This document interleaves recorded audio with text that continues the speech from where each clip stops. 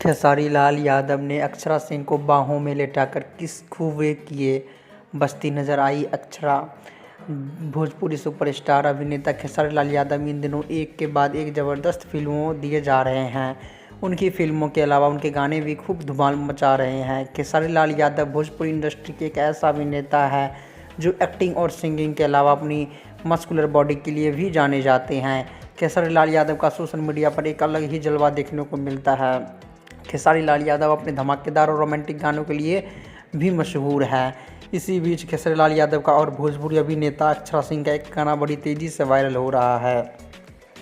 जरा सर बात इन दोनों की केमिस्ट्री देख कर इनके दीवाने हुए जा रहे हैं। यह दोनों जिस गाने पर रोमांस कर रहे हैं उसका नाम है जब से बोलेली कोई लड़िया। यह गाना फिल्म हीरो नंबर 1 से लिया गया है। इस गाने के बोल आज़ाद सिंह ने लिखे हैं और गाने को खेसारी लाल यादव और कल्पना ने मिलकर ही गाना गाया है। वायरल हो रहे गाना का म्यूजिक डायरेक्शन घुंघरू जी ने किया है।